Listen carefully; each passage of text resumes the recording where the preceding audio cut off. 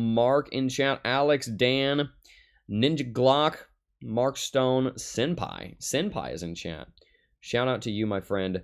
Appreciate all of you guys for tuning in. Why am I home right now? Well, luckily, I'm on my laptop, so we're going to be looking at a ton of charts today. We had a lot of charting to catch up on. Unfortunately, nothing interesting happened on the charts while I was away. Kind of a good thing because I wasn't able to look at the charts, but now I am. So here we are. Well, we're going to look at those today. Why am I here? Well, we're still trying to figure out this situation with the stupid bed bugs. If you guys don't know, it was a nice hotel. It was a very nice hotel. It wasn't a cheap hotel. Like, we went to a very nice hotel in Gatlinburg, spent some time with the family, and they found them in the room. And then they followed us into the next room, and it's just a mess. And so we're having to, like, airlock our house right now, and we don't want to drive anywhere. So, what do you do, right? I want to go to the office, but poor Malachi, our employee. Hi, Malachi, if you're watching this, I bet you don't want bed bugs, do you? You know, it's like, what do you do about this? I don't know. I've about had it up to here, to be honest with you, and I'm thinking about just saying, you know, we're gonna call an exterminator and have somebody professionally deal with this, and we will build the hotel. You know, I love the hotel. They were very kind to us, but anyway, so that's why we're in our house right now. But same content, different background. We'll make sure that we have a little bit better audio tomorrow as well. Apologies for that. I'm hoping tomorrow I'll be in office, but again, this is kind of a crisis because those things suck. Anyway, Ahmed Saber. Adbalal is in chat. Shantanu Sharma is in chat. Hello, Sharma. G Kip in chat. Matt C is in chat. Good to see you guys. Let's go ahead and talk about Bitcoin. All right, let's go ahead and jump on over to CoinMarketCap. As you guys can see, we have wonderful, wonderful things going on over here on Bitcoin. And you might be thinking, Jeb, what in the world are you talking about? Sorry, that was very loud. Jeb, what in the world are you talking about? One of the main things off the cuff, off of memory, and one of the things I told you about was that there was a zone of support between $25,236 and $25,000 that, if breached, could send Bitcoin all the way back down to the CME futures gap. And we're going to talk about that today because I think that may be a very viable option for Bitcoin. We're going to talk about what a trade setup on that would look like, how you could profit from that move, and the technical surrounding that. But why do I say this is a good thing? Well, as I said, we have a pretty obvious trade setup that we could do something with here, and at the same time, we also have a lot more confidence in where Bitcoin might be about to go. We have an understanding of what the market landscape what the market sentiment looks like right now. What's going next? So let's go ahead and jump straight on over to the charts. Now, over the last 6 months, Bitcoin has been in one prolonged, protracted uptrend. That uptrend has stalled out ever since May. First 3 to 4 months of this year were exceptionally bullish. The last 3 to 4 months so far have been exceptionally boring. Bitcoin has traded sideways ad nauseum. And in doing so, it has set up some market structure here that I'd like to talk about. We'll just go ahead and remove all our drawings and start fresh. The first piece of market structure is, of course, this uptrending level of support. You already know about that one. The next one is going to be a downtrend right here that shows up very clearly. We hit our head on it, roughly on it, when we were going through this rally following the Grayscale news. Bitcoin did not manage to break through this kind of zoned level of resistance. So instead of being above an uptrend, we're now below a downtrend. So that's a pretty significant change. We did see the same thing happen back over here. We were instead of being above, we were still above the uptrend, but we were below the downtrend. We ended up breaking bullish out of that. We came into the same position here. We're below a downtrend, above an uptrend. Instead of breaking bullish, we broke bearish. That was a big change. It was a big difference in the way that this market was acting. Now, a couple of other levels that are critically important. Again, we're going to go to $25,000. I like kind of drawing these levels as I go so you guys can see what we're dealing with here. And then 25,236.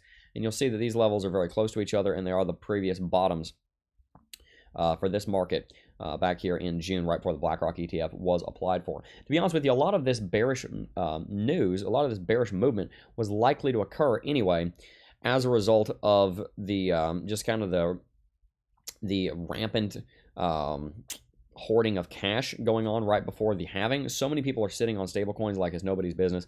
They're waiting and waiting and waiting and waiting and waiting and getting their 3% APY, and they're waiting some more, and they're waiting and they're waiting and they're waiting, and then the halving is going to come up, and then they're probably still going to wait a little while, and then they're going to put money into Bitcoin. You have the people in cryptocurrency that know how to trade right now, and that know how to, that have outside incomes that are dollar cost averaging right now. But what you don't have a lot of is you don't have a lot of the speculators that are, you don't have a lot of the, sorry, not the speculators, you don't have a lot of the safe money people. You don't have a lot of the people in cryptocurrency right now that are the pension funds. You don't have a lot of the people in cryptocurrency right now that are 65, looking to retire next year, and they're trying to find somewhere to put a little bit of money. You have some people that are, you know, they got a young spirit, and they're risky, and they've got a zeal for life, and they're like, you know what, I'm going to go, I know some of you guys in chat are in this boat.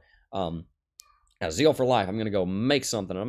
I'm retiring in 3 years. I'm going to go double my retirement before then, and I'm going to do it in crypto. You know, you got some of that, but for the most part, the people that are lower risk and have more money are not in yet. And so they're sitting on the sidelines in stablecoins, or they're just sitting on the sidelines altogether and they're not in cryptocurrency at all. That's going to change when the halving comes. That's going to change when you start to see a more defined uptrend on Bitcoin. That's something that we're not seeing a whole lot of right now.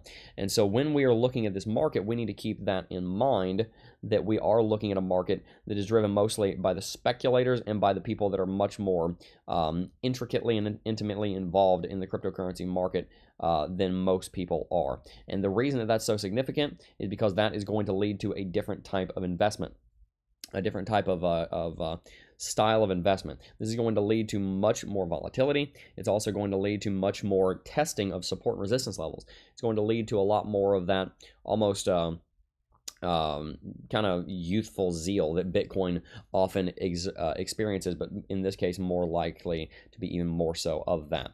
Now, Bitcoin has been in this downtrend for quite some time. We saw a sell signal come into play on the 18th of August, 2023. Then we saw a buy signal come in the day that Grayscale won their case, but Grayscale was not able to. That case being won was not able to cause Bitcoin to rally quite significantly. So if you don't know, Grayscale, huge fund manager. They've got the Grayscale Bitcoin Trust, which by the way is doing exceptionally well. We'll look at that real quick. GBTC, you see the chart over here. It's doing very, very well, trading at a massive premium. If you're in the GBTC, you're doing very well right now compared to the market. But essentially, Grayscale won their case. The District Court of Columbia, the Court of the District of Columbia, I always get that backwards. The Court of the District of Columbia said that they were unreasonable, as far as the SEC was unreasonable, to deny their ETF application. And then they also said that SEC was going to have to review that application once more. So what does that mean? That means that obviously there's potential that Grayscale could get their ETF application approved, but that's kind of down the road.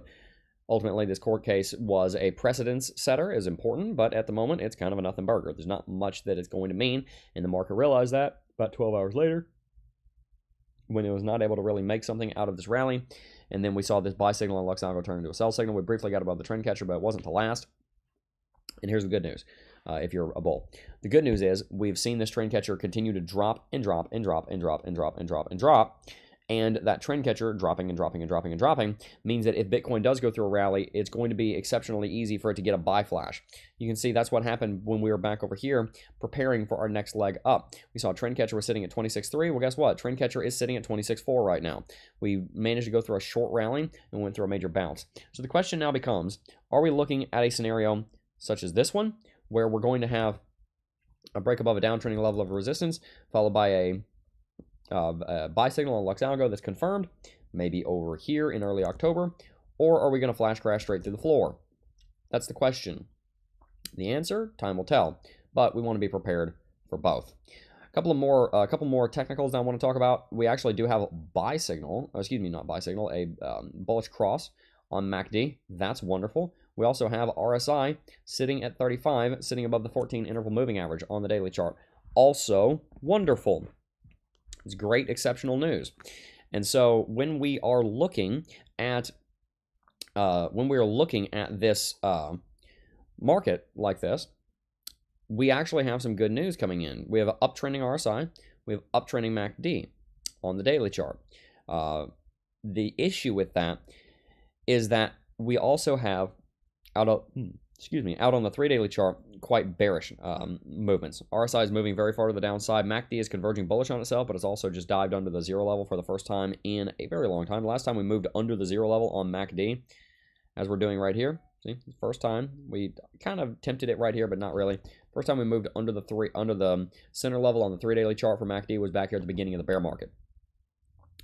MACD and RSI giving a bit of a mixed bag of signals, but we can also see on the weekly chart we've got a bearish cross coming in with quite a lot of exuberance on the weekly chart, and then RSI has also dropped below 50 for the first time so far this year, and we have a sell signal on Lux Algo coming in, not confirmed, but a sell signal nonetheless on the weekly chart. So again, as I say, many signals that are slightly contradictory, but nevertheless significant. If we look at them from the aggregate, what it tells us is that on the weekly chart, we've got pretty bearish conditions.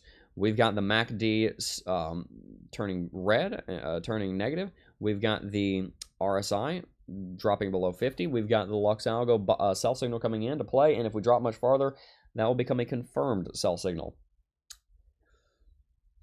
The issue with all of that is that, as you know from one of our kind of principles of technical analysis, we have to analyze this market from top to bottom. We want to analyze the market from looking at the longer term facts of the space and use that kind of as our foundation to help us understand what's going on the shorter term time frames, because it's very easy for us to be tunnel visioned on the daily chart, ignore a huge signal that's going to have a monumental impact on the weekly chart, and then you're up a creek because you didn't zoom out.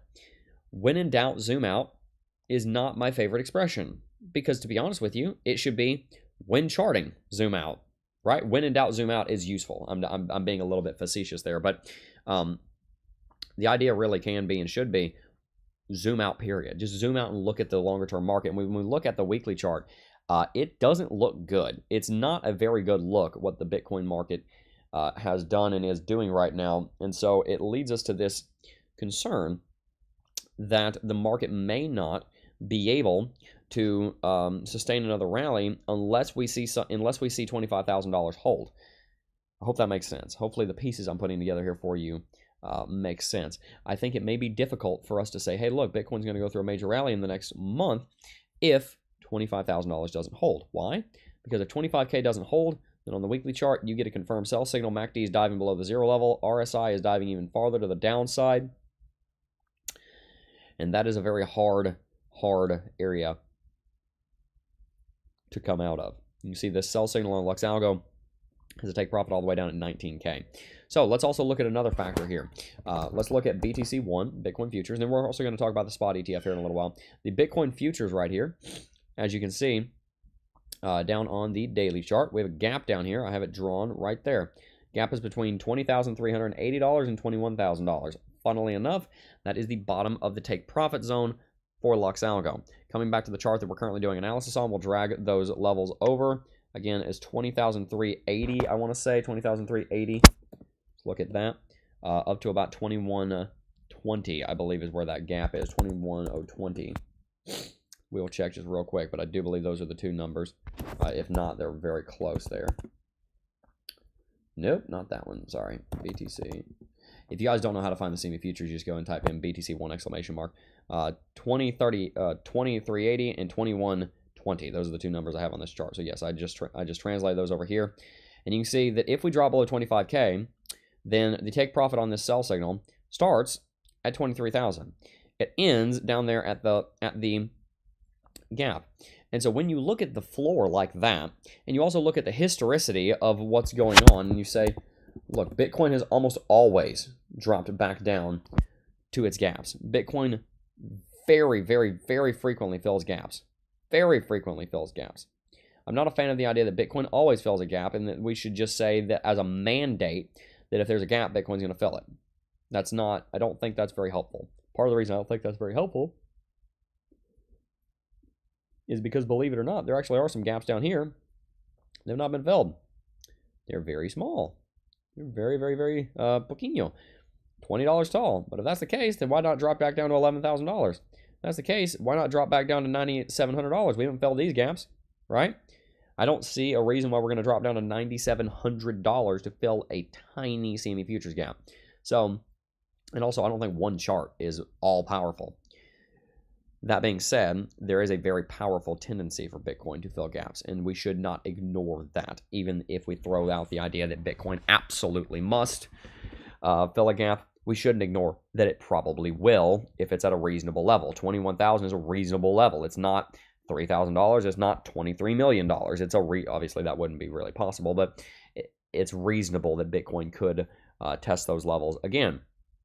And so we have to seriously consider, is Bitcoin being in this massive downtrend right here, which if you were to draw a line of best fit, removing your outlier here, just like, basic 8th grade math, you don't find a line something like that. That's a downtrend. It looks like it's trading sideways, but if you really just kind of look at the candlesticks, you can see it's just mainly a downtrend. With with 3 outlier candlesticks, it's disregarding those, it's a downtrend. Excuse me. And so with Bitcoin being in that downtrend, it makes it very difficult for us to come to any other conclusion than that Bitcoin is going to break below $25,000 to $25,236, break through that level, and then they're going to end up dropping us even farther. I'd love to hear your thoughts on this. I'm going to take a second. We're going to read some chat.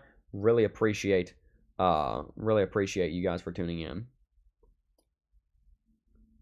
Let's see. Bryce Hayes said, "You sympathetic to the other channel mutiny victim?" Not sure who you're talking about.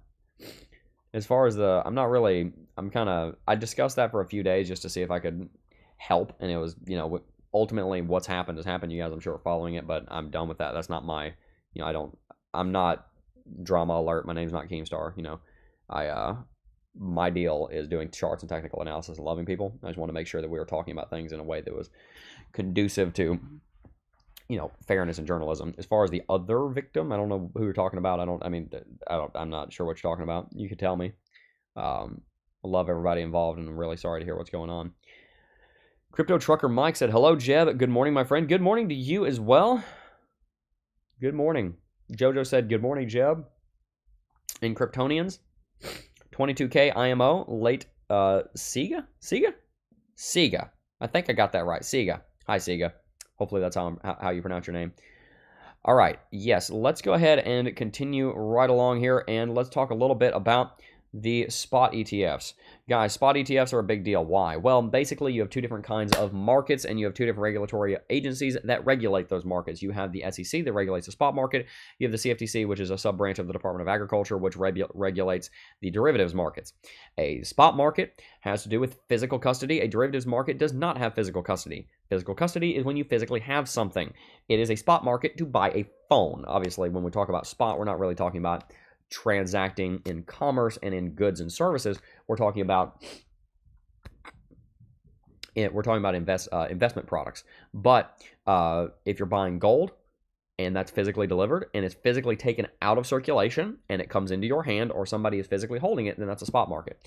If it's a stock, if that stock physically comes out of circulation and it physically goes into an account somewhere and it doesn't move until you sell it, and it's not just a representation of the value, then that is the spot market. That is the more important of the markets because it's the market that the derivatives market is built off of. And without the spot market, there is no derivatives market. Without the derivatives market, there can still be a spot market. So the spot market is by far and away the more important one, even though the derivatives market is larger. We'll talk about why in a second.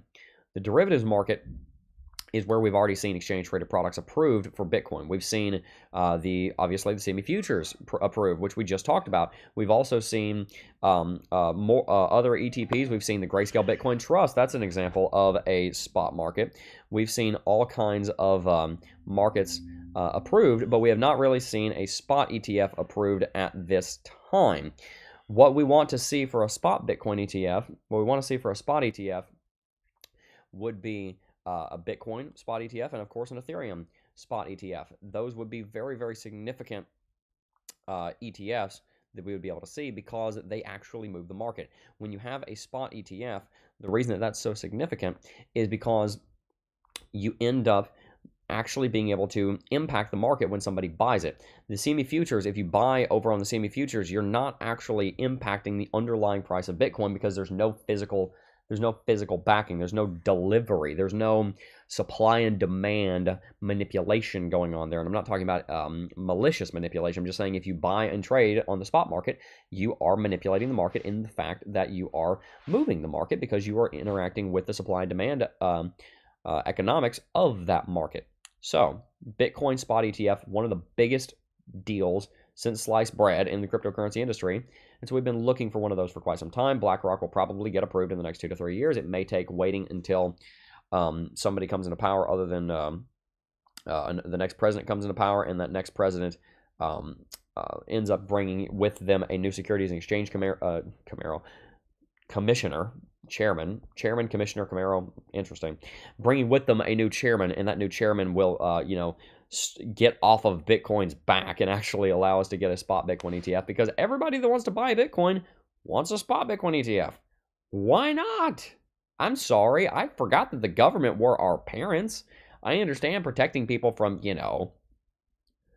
certain things I can't even say online, but I kind of get that, make sure there's not an attack on, stop a 9/11 kind of deal, help clean up from a hurricane. I understand that the government has a role. I'm not an anarchist.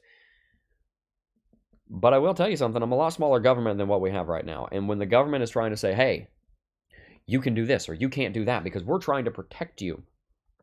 It wasn't Ronald Reagan that said that some of the scariest words that you will ever hear are, I'm from the government and I'm here to help. And he was the president of the United States when he said that. I mean, talk about egg on his own face. So the point is, we want a Bitcoin ETF and we want an Ethereum ETF. And so that's where the good news is. And that's where the good news comes in. The good news is this. ARK Invest has filed for their first spot Ethereum ETF. You heard that right, Ethereum ETF. It would be custodied by Coinbase, and this is something that we've seen coming for a long time. We've always expected that there would be spot ETF applications out there, and I think people are starting to get confident enough that they're going to get their Bitcoin ETF applications approved, that they'll get their spot ETF applications, their Ethereum ETF applications approved. This comes about a month and change, a little over 2 months, almost 3 months, after BlackRock filed for their Bitcoin ETF.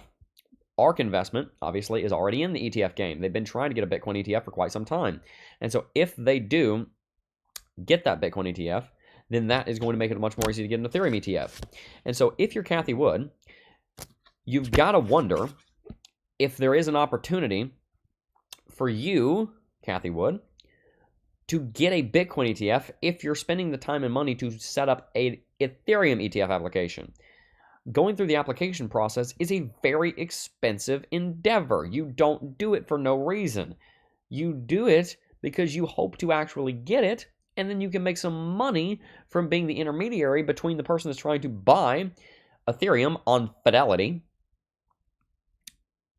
and Ethereum. You're trying to be the bridge there, and that's a very lucrative business to be the holder of an ETF, to be the sponsor of an ETF, the creator of an ETF. But it also costs a lot of money to set up because it's not as simple as it sounds.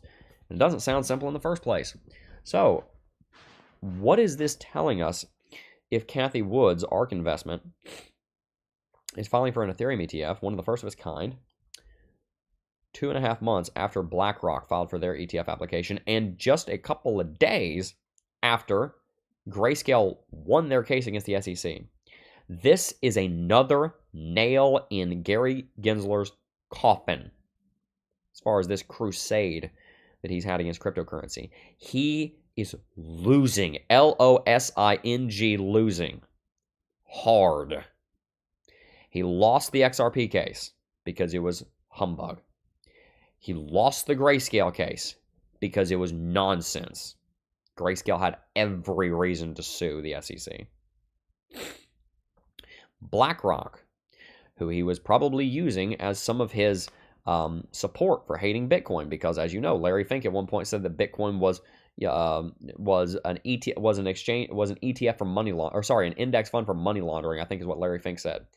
And you know, you've also got J.P. Morgan out here that's and Jamie Dimon that what was it that Jamie Dimon said, because now they're kind of getting on board with Bitcoin. Jamie Dimon said that Bitcoin was no, I'm sorry, this was Warren Buffett. You know, everybody Warren Buffett said it was rat poison squared. That's what Warren Buffett said. Jamie Dimon was coming out against it. Now all these guys are at least neutral on Bitcoin, if not actually bullish on Bitcoin.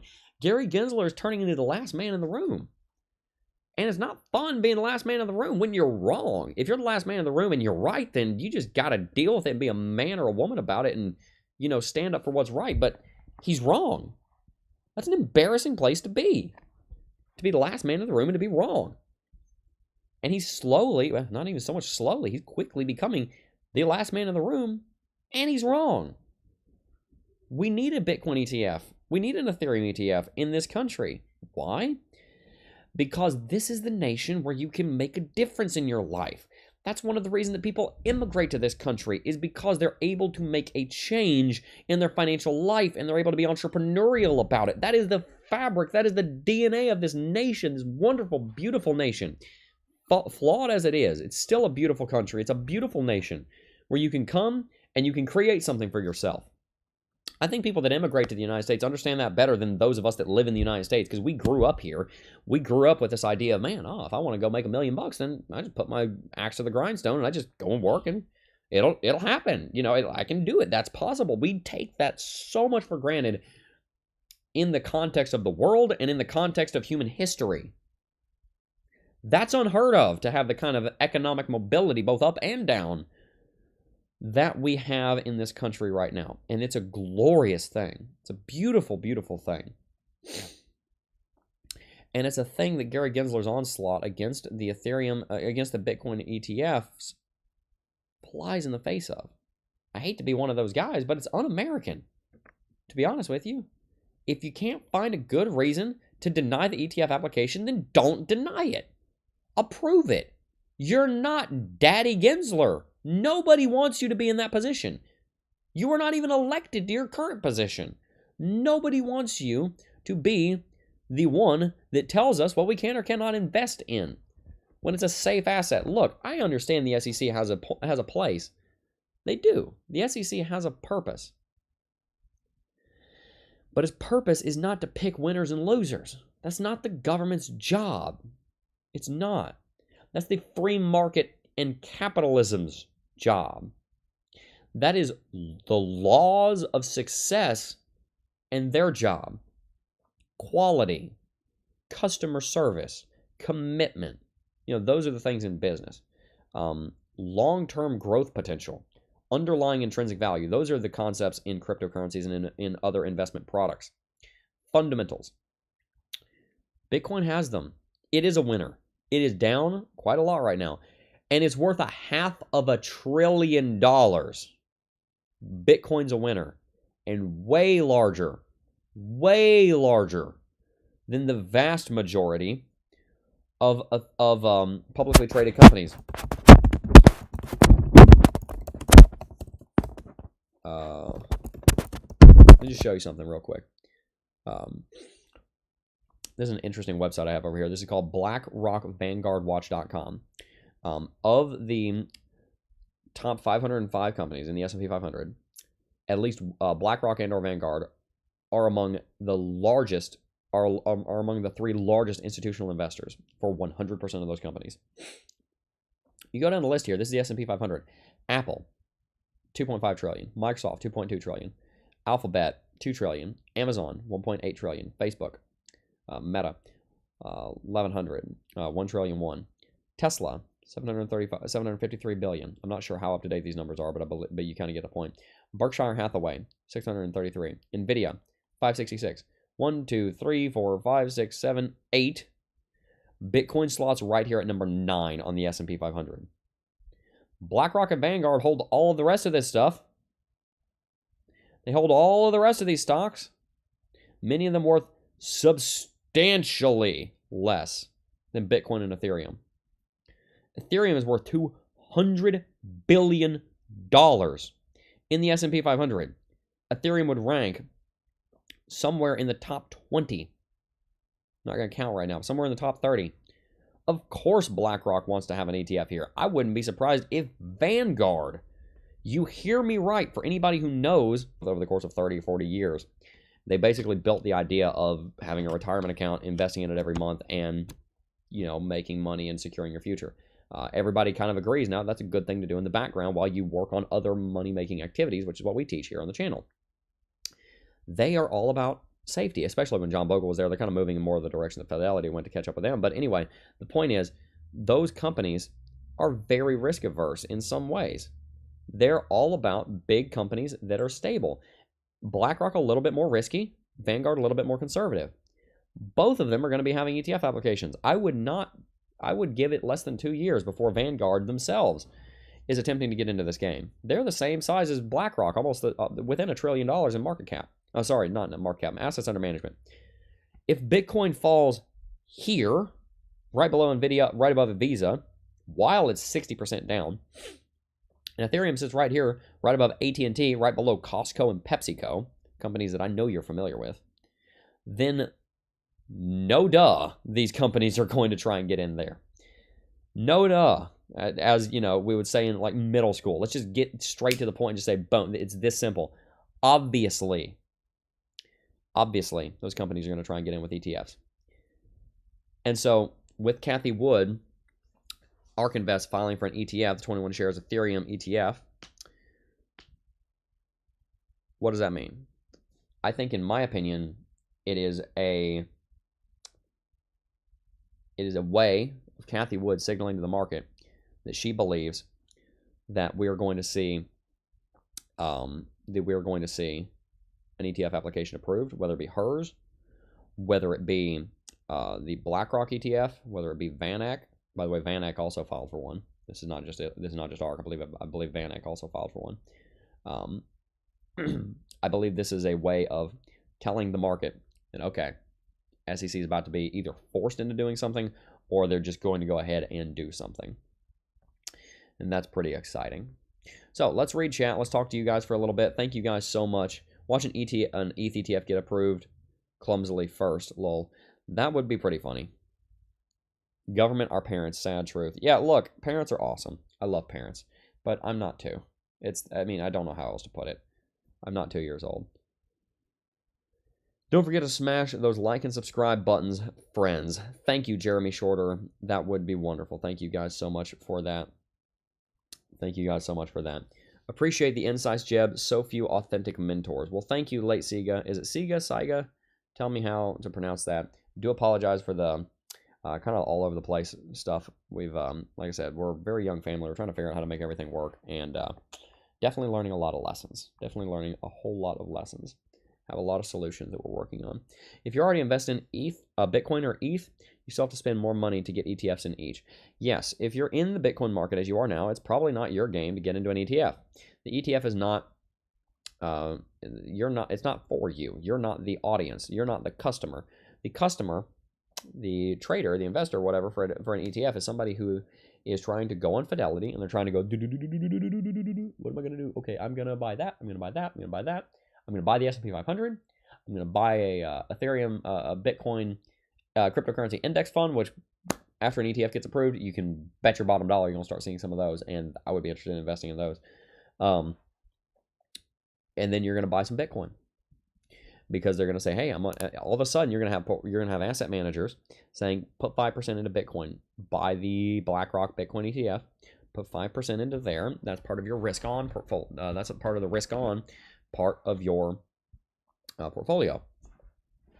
It's the more risky, but more higher growth, higher reward investment. We know Bitcoin is higher risk, higher reward. I'm not saying it's so risky that you shouldn't invest in it. You should invest in it. But it's as you know, the traditional markets are going to say it's more risky. But the other cool thing is that as cryptocurrency grows, Bitcoin is going to be seen in the similar way that the S&P is seen as the market. Bitcoin is going to be seen as the market. And then your question, because it's already kind of seen like this in crypto, but you think, okay, can I beat the market? Can I beat Bitcoin? Can I beat Bitcoin or not?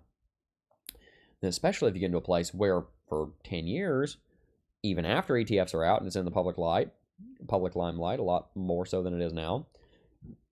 If for 10 years running it beats the S&P 500, then you're going to have a lot of people, a lot of financial analysts. I've been saying this for 6 years on the channel here, but you're going to have a lot of financial analysts looking at that and saying, beat the stock market for 10 years straight by a lot. Wow. Maybe we ought to do something about that. Maybe we ought to buy some of that. And you end up having that history. It's a little bit like John Bogle. If any of you guys don't know Jack Bogle's story, it's a very, very, very, very interesting story. He was just too young to be in World War II. Grew up, went to an Ivy League school. I want to say Princeton. Excelled, top of his class, and did very well. Wrote a thesis on basically what would end up becoming the idea of index fund investment, and got on at a company. Long story short, there was a civil war in the company, and so he went off and got demoted to the president of this little company, which you may have heard of because he renamed it to this, and it's now known as Vanguard.